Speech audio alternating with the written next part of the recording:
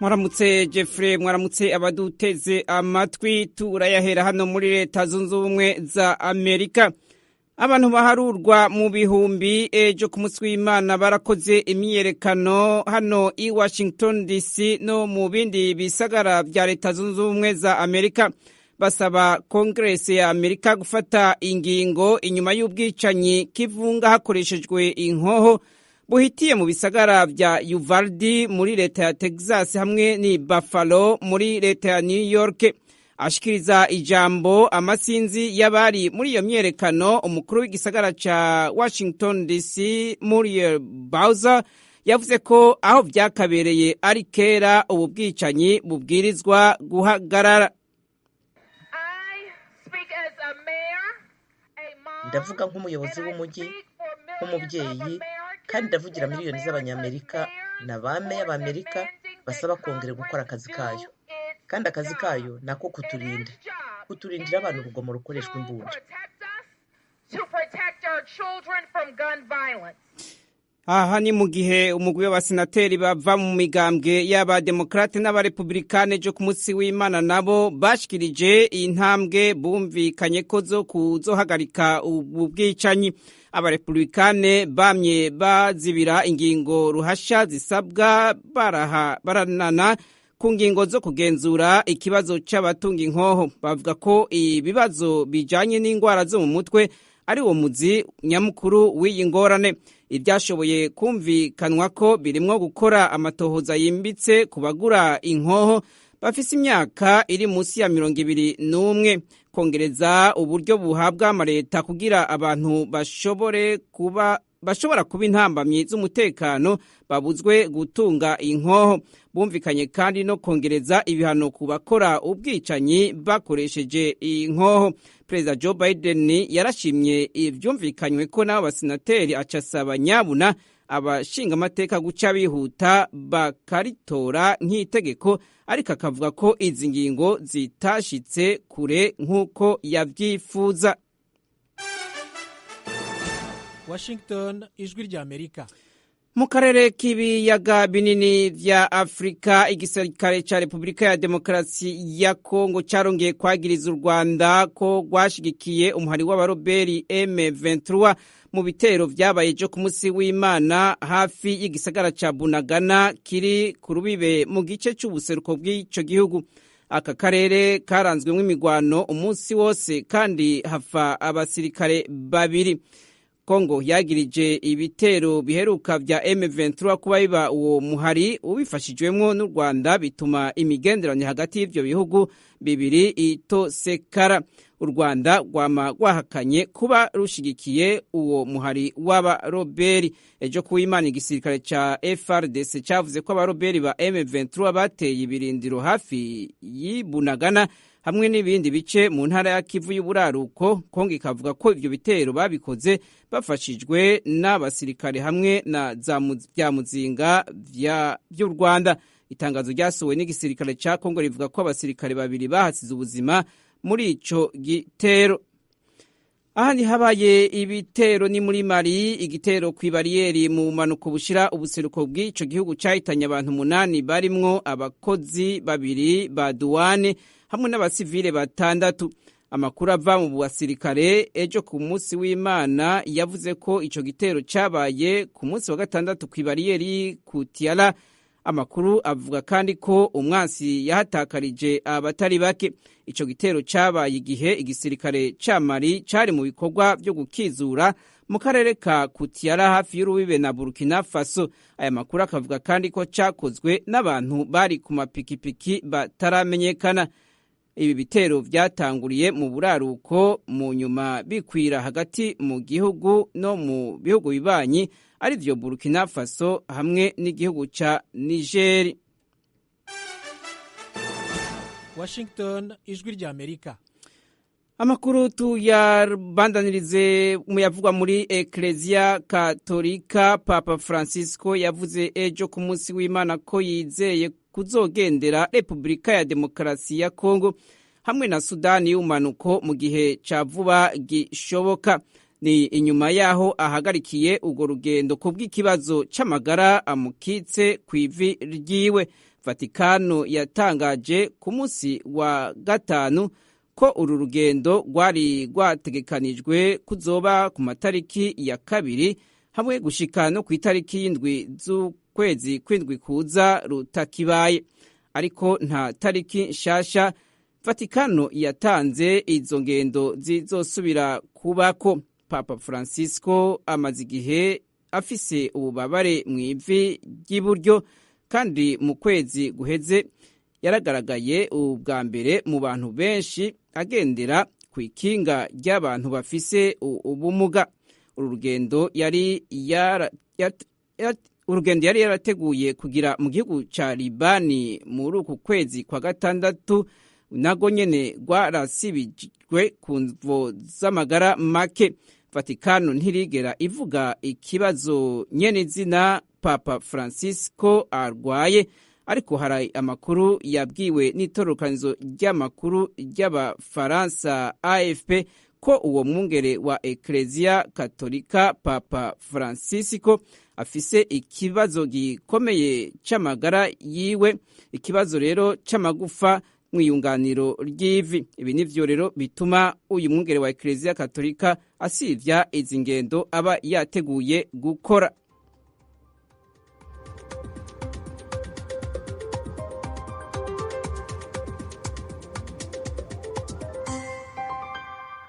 Urakoze Aloys Bigirimana kutugezaho ayo makuru. Mukomeje kumva Radio Ijwi ry'Amerika kuri FM 104.3 mu Rwanda, naho mu Burundi ni ku mirongo migufi kuri metero 25, 31 na metero 41. Kuri weshatu radio yacu voa.com, naho murahadusanga kuri Facebook na Twitter, mudusanga kuri @voa radio yacu. Ingingo z'ingenzi z'amakuru tubafitiye muri iki gitondo. Muri Repubulika ya Demokarasi ya Kongo hakomeje isibaniro ry'intambara ikomeye hagati y'ingabo za leta n'inyeshyamba za M23 mu burasirazuba bw'igihugu. Inyeshyamba zirashaka kwigarurira umujyi wa Bujumbura. Je nabonye abasoda batangiye kurasa, bari gushaka no kuburindura imbunda zabo, bari gusubira inyuma. Inyeshyamba zifite imbaraga nyinshi. Nesi kumva ng'amabombo, kumva amasasu ya kukuvugira hejuru.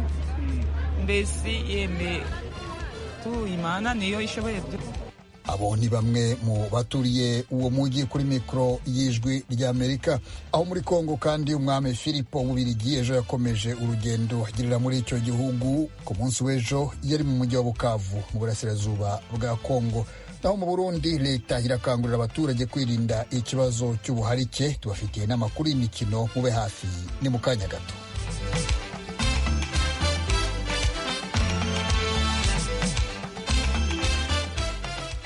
Rimaze kubabwira mu ngingo z'ingenzi. Mu mujyi wa Bunagana ku ruhande rwa Repubulika ya Demokarasi ya Kongo hakomeje intambara ikomeye hagati y'ingabo za leta zihanganye n'inyeshyamba za M23. Ku munsi w'ejo izo nyeshyamba zari zavuze ko zishaka kwigarurira uwo mujyi kugira ngo zikumire ingabo za leta ikoresha uwo mujyi mu gutegura ibitero ku birindiro by'inyeshyamba. Umunyamakuru w'Ijwi ry'Amerika Ignatius Bahizi akubutse Bunagana muri Kongo. Hano ibunagana n'uruja n'uruza rw'abantu, abantu benshi barimo guhunga bava muri Kongo. Kuva mu gitondo hiri urusaku rw'amasasu b'imbunda ziremereye cyane. Abantu bose bahunze kuko hari amakuru ko inyeshyamba za M23 zirimo kurwanira igisirikare cya Kongo FARDC mu mujyi wa Bunagana ku ruhande rwa Kongo, bityo benshi akaba bahungiye ahangaha. Imirwano rero na n'ubu twumva ko igikomeje. Tugeze mu kanya twageze twumvaga amabomba agiturika, ariko ntabwo twari twamenya aho biri bugarukire. Ngiye kuvugana na bamwe mu baturutse muri Kongo kutubwira ukuntu bahasize, uko byifashe, naho ibintu bigiye kugarukira. Je nabonye abasoda batangiye kurasa, bari gushaka no kuburindura imbunda zabo. Abasoda ba Kongo bari gusubira inyuma. Basubira inyuma baje? Basubira inyuma bava iyo mu rushanga, bari kuza mu basigari. Basanga bari kwiruka, bari kubirinduga izo mbunda zabo zikomeye. Inyeshyamba zifite imbaraga nyinshi. Nibyo gute womenya gute ngo zifite imbaraga? Zirazifite. Saje zaturutse hose. Zaturutse haruguru no hepfo. Hose pariti zose zari zaturutse. Zaturutse ahantu hatatu. None wowe wavuye no musi? navuye guno munsi nanone akandagira mu bunagana yose yahunze. none rero icyanteye ubwoba cyo ni cyinshi, nesi kumva nk'amabombo, kumva amasasu ari kukuvugira hejuru, mbese yeme tu Imana niyo ishoboye byo. wowe wavuye igihe ki? navuyeyo mu gitondo. wasize hameze hate? byari bimeze bite ubwo wavagayo? byari bikomeye cyane, bari kurasana cyane. ariko se mwe imibe aho muri Kongo mutekereza ngo ibyaho bizagarukira? none si twari kubamenya, turi abategetsi. abategetsi nibo babizi iyo bizagarukira. nta mwamenya. twe ni ukumvisa si gusa tukiruka nta kindi. none aba bantu barahunga intambara yakajije umurego mu mujyi wa Bunagana. ubu wabaye isibaniro ry'intambara ikaze hagati y'inyeshyamba za M23 n'ingabo za leta. buri ruhande rushaka kuwugumana. uyu mujyi uri ku mupaka wa Uganda na Kongo ni ingenzi mu byerekeye igenamigambi rya gisirikare, haba ku ngabo za leta cyangwa ku nyeshyamba zarahiye ko zigomba kuwigarurira.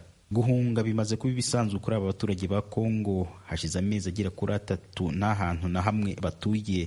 umunsi umwe bari mu gihugu cyabo Kongo, undi munsi bakaba bari impunzi muri Uganda, kandi nta kintu na kimwe cyerekana ko ibi bigiye kurangira vuba.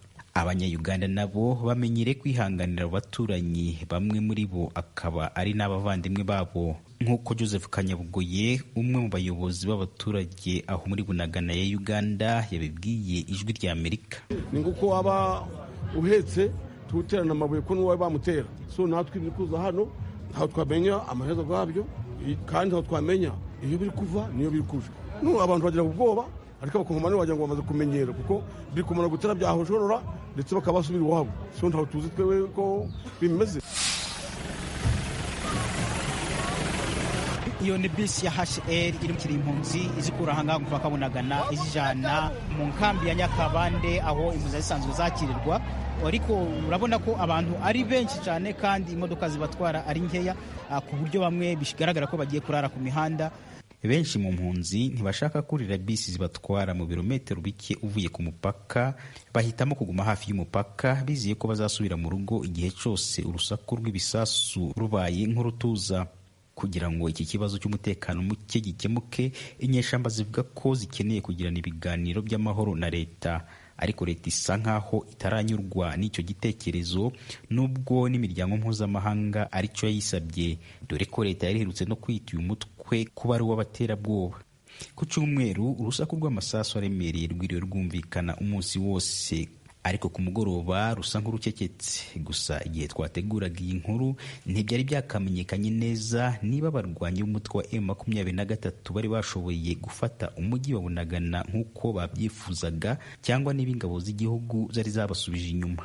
Ignatius Bahizi, Ijwi rya Amerika, i Bunagana. Turacyari muri Repubulika ya Demokarasi ya Kongo, aho ejo ku cyumweru umwami Filipo w'Ububirigi hamwe n'umwamikazi Matilda basuye umujyi wa Bukavu mu ntara ya Kivu y'Epfo. I Bukavu umwami Filipo yasuye ibitaro bya Panzi ahazwi nko kwa Dr Mukwege. Aha Dr Mukwege akaba yarashimye umuryango w'ibwami kuri uru ruzinduko, ariko asaba Ububirigi ko bwafasha mu kugira ngo abagize uruhare mu byaha by'intambara n'akaga muri Kongo bazagezwe imbere y'ubutabera. Temistokle Mutijima yarabikurikiye. Akigera ku kibuga cy'indege cya Kavumu mu birometero 44 mu majyaruguru y'umujyi wa Bukavu, umwami Filipo yakiriwe na bwana Michel Samaru Konde, minisitiri w'intebe wa Repubulika ya Demokarasi ya Kongo, hamwe n'abandi bategetsi barimo na guverineri w'intara ya Kivu y'Epfo. Uruzinduko rwo mu mujyi wa Bukavu bigaragara ko umwami Filipo n'abamuherekeje baruhariye ahanini ibitaro bya Panzi by'umuganga rurangiranwa Denis Mukwege wahawe igihembo cy'uwaharaniye amahoro ku isi cya 2018. Aha nyuma yo gusura ibice bitandukanye by'ibi bitaro, ubutumwa bw'umwami Filipo w'Ububirigi bwasomwe na Madame Myriam Kitir, minisitiri w'Ububirigi ushinzwe ubufatanye mu iterambere. Minisitiri Myriam Kitir ati: uyu munsi turi hano ngo dushima akazi gakorwa na Dr Mukwege, umuntu twubaha cyane. Biturutse kuri we, umubabaro w'abarokotse ihohoterwa ry'ubwoko bwose ryibasira abagore waramenyekanye kandi uhabwa agaciro ku isi yose. mu izina rya leta y'Ububirigi ndifuza gutambutsa ubu butumwa bwo gushyigikira Dr Mukwege n'abo bakorana muri uyu murimo. Ku ruhande rwe Dr Denis Mukwege yashimye umwami Filipo kuba yasuye ibitaro bya Panzi.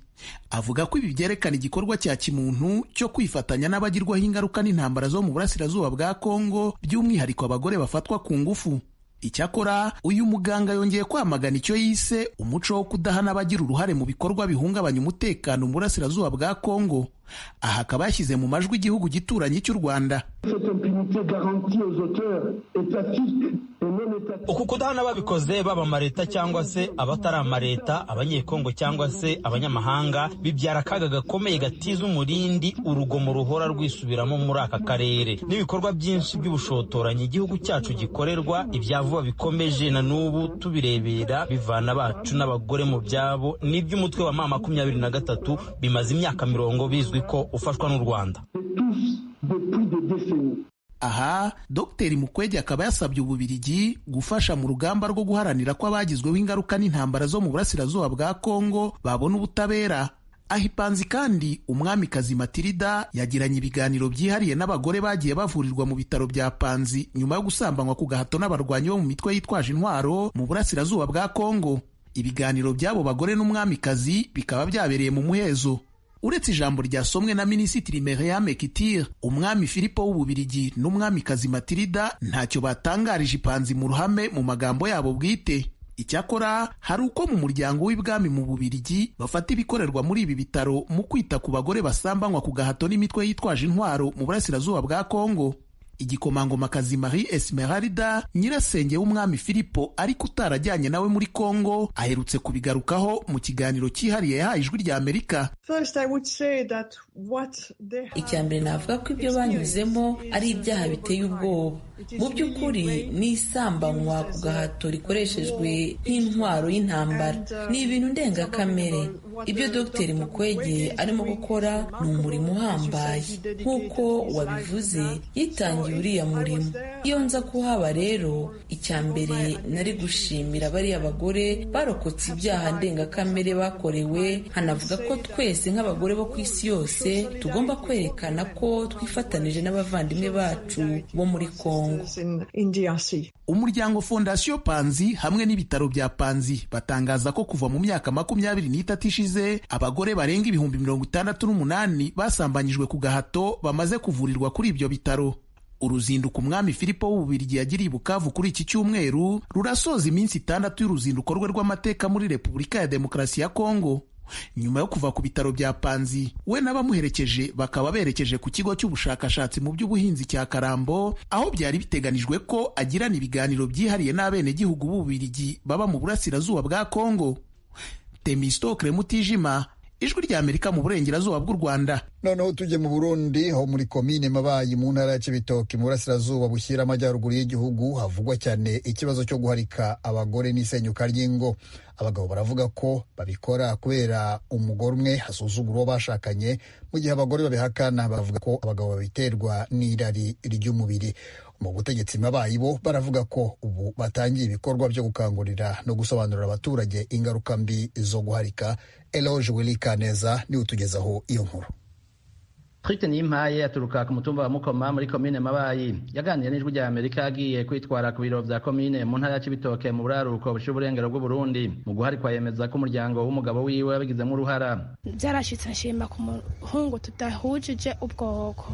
Nyene turashima na biba ngombwa ko dutwarana. Hamara amaze kuntwara ingorane ziragenda zihaba, bashikiye bakaza bashaka kumvogera, bashwana, baca bashaka kunshiramwo, birashikaho rero jewe ndavuga ati Mana jewe ibintu ntago nobyishoboza, reka negera abadutwaye nko mu muryango rero amaze gushikayo, umuryango yarawusuzuguye, tumaze gushika mu manza akazashaka ngantukembera, agashaka ngo abe yonangirira nabi mu bantu hagati. Niho byagezeho ngiye kugwaza mwene wacu cyane numva ngo yazanye uwundi mugore, amaze kuzana uwo mugore nanjye nca ndaza ngaha kwitwara, ubu naje ngo bantunganyirize batwumvirize. Uwo mukenyezi w'umwana umwe yabazwa no kubona kenshi iyo abagabo bamaze kuronka mikoro baca bahitamwo kurongora abagore bakiri bato bataye aho bafashanije kuyarondera, agasaba ko haba amashirahamwe afasha abakenyezi gutunganirizwa. Umukenyezi yoba yabonye ku mugabo wiwe ariko araja mu bintu runaka, bakamwereka nk'ahantu ashobora kuba yokwitura bakamutunganyiriza. Sinumva n'ukuntu nobivuga,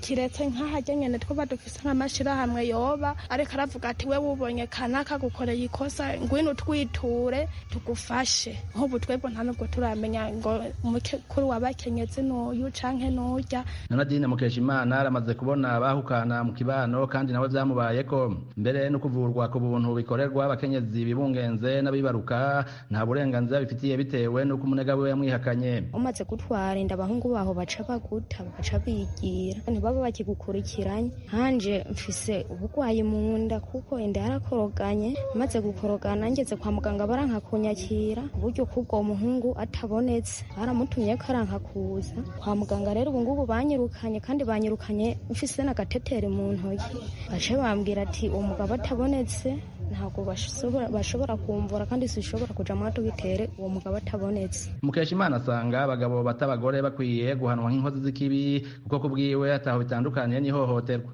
Bakurikirana kuko baba baguhohoteye, baba bakujanye ngo bace bakugira umugambi wo kwirukana, nawe uba ugiye wibaza ko ugiye kubaka nk'abandi. Ariko umurimyi atashimye kwivuga izina, yibaza ko n'abakenyezi bafite uruhara mu iharikwa ryabo. Abivuga afatiye ku mico n'akaranga vya kera, abona ko biriko biratituka mu bakenyezi. Aha yari mu murima wiwe w'amatomati. Haraho usanga biva ku muntu w'umugore wawe mbo wataha ntagufate nk'umushinga ntahashitse mu rugo, wamubwira ati mpamazi ndarushe, ntakubaze niyo waciye, agaca hagusuzuma ngo nawe ntuyisukire ntuyihereza amazi, nta maboko ufise. Uwo mugabo wundi nawe nyene atashimye ko umwidondoro w'imenyekana, wavuga ko amakosa ari ku mpande zose. Kuba abagore bitwara nabi ntibamenye ko umugabo ari umutwe w'urugo, kubw'ibyo batamweretse icyubahiro afise canke bamubwizanye urupfasoni kugira bamwiyegereze mu ngeso, gutyo birashobora kumutera kandi gatima akaja kurondera abandi. Birashika akaba ikintu no kutakurengwa y'umuntu Imana yahezagiye akaronka uburyo hakubukoresha neza, ugasanga agiye kubusesagura mu kuraba inkumi nziza canke abagore beza bisize, gutyo agaca azana uwundi mugore agira kabiri canke agira gatatu. Jean Fridolin yahirondereye atwara igisata ca Etat Civil yakijejwe ibijanye n'ingo n'imiryango muri komine Mabayi, avuga ko bigorana gutatura amatati y'abaharikana bitewe n'uko abagabo benshi batandikisha bubakanye. Akenshi nk'imanza zikunda gushika ushobora gusanga n'uwo mugore wa mbere babanye bidaciye mu mategeko, bavyaranye nk'abana batanu nk'akarorero, mugabo kubera ko hariho kutumvikana mu rugo, ugasanga uyo mugabo yipfuje kuzana uwundi mugore agaca ashaka kuza kuwandikwa muri Etat Civil. Avuga ko amasekeza akorwa yo guhanura abagabo no gusigura ingaruka mbi zo guharika, mugabo bigoye kurandurana n'imizi yo ngeso. Eloge Burikaneza, Ijwi rya Amerika. radiyo ijwi ry'amerika ivugira i Washington DC mu kinyarwanda no mu kirundi. Tugeze mu mwanya w'amakuru y'imikino, turahera mu Burundi aho amakipe y'abakobwa n'abahungu bari munsi y'imyaka 19 ariyo azahagararira akarere ka gatanu mu mukino wa beach volley mu marushanwa nyafurika azaba mu mpera z'uyu mwaka mu Misiri. Mu mupira w'amaguru naho igikombe cy'umukuru w'igihugu cyatwawe n'ikipe ya Bumamuru. Inkuru irambuye Desire Hatungimana. Urukino rwa nyuma rw'icyo gikombe cy'umukuru w'igihugu rwahuje Bumamuru na Flambeau du Centre isanzwe ariyo yatwaye igikombe cy'Uburundi bwose. Bumamuru yo mu ntara ya Cibitoke ikaba yatahukanye intsinzi ibitsindo 3-1.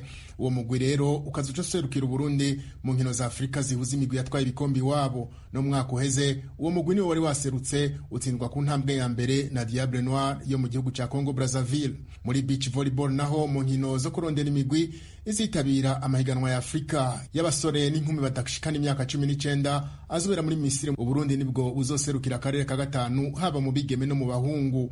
Mu bigeme mu rukino rwa nyuma hahuriye imigwi y'Uburundi yari yasezereye iyo mu Rwanda. Umugwi warugizwe na Ange Delicia Igiraneza na Orline Dushime ukaba ari watahukanye intsinzi utsinze umugwi wa Pamela Irakoze na Josiane w'amahoro ku maseta 2-0. Mu bahungu naho umugwi wa Diamel Ndayisaba na Lionel Ndayisaba abahungu bavukana bakaba batsinze umugwi wo muri Tanzania amaseta 2-0. Lionel Ndayisaba akaba amenyesha ko iyo ntsinzi bayikesha imyiteguro myinshi bakora. Abakozi bacu barafashe umwanya ukwiriye wo kutwitaho, badukoresha, baratwereka ubuhinga bwinshi bagiye bariga ku bindi bihugu bindi bitandukanye. Twagize imyiteguro myinshi myiza cyane kandi baratwitayeho gushika n'uno munsi turashimira cyane rwose. U Rwanda rukaba rwatahukanye ikibanza cya gatatu mu bigeme muri izo nkino. Mana Jean Paul amenyereza u Rwanda akaba yamenyesheje ko barushijwe bize byinshi bizobafasha gutera intambwe baje imbere. Basanze bahiganwa n'abandi bangana ariko bo bamenyereye beach volley kandi bo ari ubwa mbere bayikinnye. Ngira ngo usibye no kuba ari ubwa mbere, imyiteguro yacu twabonye igihe kitari kinini kubera yuko bari mu mashuri. Ubwo rero ntekereza ko abandi bagenzi babo babarushije kuba bamenyereye beach volley. Uwamenyereza u Rwanda amenyesha yuko bagiye kwitegura bihagije kugira bashike urwego rw'abandi. Isomo rihavuye ni uko tugiye tuzi ikigero turiho, tuzi uburyo tugomba kwitegura ngo tuzamure abana tubagereranyije n'aba ngaba bafite izo facilite. Nkaba ntekereza ko federation izashaka ubufasha buhagije muri ministère ndetse na komite olympique ku buryo haba aménagement de terrain zituma abana batoya bashobora kwaksesinga ibibuga bagakina inshuro nyinshi. Muri basketball naho mu higanwa ry'u Burundi ku munsi ugira 8 urukino rwari rwitezwe gusumba izindi n'urwahuje Dinamo n'Urunani. Urunani nibwo rwatahukanye intsinzi ku manota 78 kuri 67. Aroni Kagame amenyereza uwo mugwi aramenyesha icyo bakesheje iyo ntsinzi. Victoire twikesheje ubwira bw'abakinyi n'ubutwari bw'abakoci bitanze indwi yose kugira ngo bashobore guha ubumenyi abakinyi n'abakinyi ingene bashoboye kwitwara kugira ngo bashobore gushira mu ngiro ivyo twagize mu mimenyerezo. Olivier Ndariagije wewe amenyereza umugwi wa Dinamo amenyesha yuko baziza abahagarikizi. Nimba bari kwavuga ngo basket yo ngaho iriko iratera imbere na arbitrage nitera imbere kuko nimba idateye imbere na basket yacu izoca aba bariko baraduga usaba manuka ko nimba bagomba kuja kuri ritme ya arbitrage hanze bizoca bigora ingere baja gukinayo. Mu zindi nkino zabaye New Star yatsinze Jimkana ku manota 87 kuri 72, nayo Remesha itsinda Brothers ku manota 85 kuri 65. Kugeza kuri 8 Urunani ruri mu kibanza ca mbere. Dizira Tungimana, Kigali, Ijwi rya Amerika. Amakuru y'imikino tuyakomereze mu Rwanda, aho mu mukino wo gusiganwa ku magare Abdallah Murenzi yongeye gutorerwa kuyobora ishyirahamwe ry'uwo mukino mu Rwanda Ferwasi. Jean Claude Munyandinda arakomeza. Mu mukino wo gusiganwa ku magare ejo bundi kuwa gatandatu habaye amatora y'abagize komite nyobozi y'ishyirahamwe ry'uwo mukino mu Rwanda Ferwasi. Aya matora yagombaga kuba yarabaye ku itariki ya 29 y'ukwezi gushize kwa gatanu ariko aza gusubikwa ku munota wa nyuma. Ku myanya hafi ya yose hiyamamazaga umukandida umwe rukumbi watorewe kuba perezida w'ishyirahamwe Ferwasi ni Abdallah Murenzi wari usanzwe kuri uwo mwanya. Umuntu washoboraga guhangana nawe mu matora ni Thierry Rwabusaza ariko yaje gukuramo ake karenge gitaraganya. Amakuru atugeraho akavuga ko yokejwe igitutu na bamwe mu bikomerezwa bivuga ari kijyana mu gutanga icyerekezo ku miyoborere y'inzego za siporo mu Rwanda. Mu matora y'ejo bundi kwa gatandatu kandi watorewe kuba vice perezida wa mbere muri iri shyirahamwe ry'umukino w'amagare mu Rwanda ni François Karangwa. Liliane Kayirebwa yabaye vice perezida wa kabiri, umunyamabanga mukuru aba Benoît Munyankindi. Watorewe kuba umubitsi ni Asia Ingabire. Hatowe kandi abajyanama, abagize komite ngenzuzi n'abagize komite nkemurampaka. Komite nyobozi nshya ya Ferwasi yavuze ko mu nshingano zikomeye zitegereje harimo gutegura shampiyona y'isi izabera mu Rwanda mu mwaka wa 2025. Tunyarukiye mu mpira w'amaguru, mu mpera z'icyumweru gishize ikipe y'igihugu y'u Rwanda Amavubi yagarutse i Kigali ikubutse Dakar muri Senegali, aho yakinnye n'ikipe y'igihugu ya Senegali mu mukino w'umunsi wa kabiri mu itsinda rya 12 mu rugendo rwo gushakisha itike yo kuzajya mu gikombe cya Afurika cy'ibihugu muri Cote d'Ivoire umwaka utaha. Muri uwo mukino intare za Senegali zatsinze Amavubi y'u Rwanda igitego 1-0. Nyuma y'imikino ibiri u Rwanda rufite inota 1-6 rukaba ku mwanya wa gatatu mu itsinda rya 12. Bamwe mu bakinnyi b'ikipe y'igihugu bavuga ko imwe mu mpamvu bacika intege ntibitware neza ari uko badahabwa agahimbaza musiki mu gihe bikenewe. Tukiri umupira w'amaguru kandi shampiyona y'icyiciro cya mbere yari imaze ibyumweru hafi 3 yarasubitswe. Guhera uyu munsi kuwa mbere irasubukurwa hakinwa imikino y'umunsi wa 29 ari nawo banzirizo wa nyuma. Kuri uyu wa mbere hateganyijwe imikino 7. Ikipe ya Musanze FC irahura na Mukura Victory Sport kuri stade Ubworoherane i Musanze. Kuri stade y'Ingoma mu ntara y'Iburasirazuba ikipe ya Etoile de l'Est irakina na Gorilla FC. Bugesera FC irahura na Police FC kuri stade Bugesera. Marine FC ikaza gukina na Rayon Sport kuri stade Umuganda i Rubavu. Ikipe ya APR FC irahura na AS Kigali kuri stade ya Kigali Nyamirambo, Gicumbi FC irakina na Rutsiro FC kuri stade y'Igicumbi, hanyuma Espoir FC ikaza gukina na Kiyovu Sport kuri stade Kamarampaka i Rusizi. Ejo kuwa kabiri hazaba umukino umwe uzahuza Etincelle FC na Gasogi United kuri stade Muganda i Rubavu. Yari Kada Munyandinda i Kigali. Inshuti mukomeje kudutega amatwi, amakuru twabagezagaho n'aha tuyasoreje. Ndabashimiye mwe mwese mwabanye natwe. Jye mwumva kuri mikro ndi Jeffrey Mutagoma wabagezagaho aya makuru, ari nanjye wayabegeranirije. Ndagira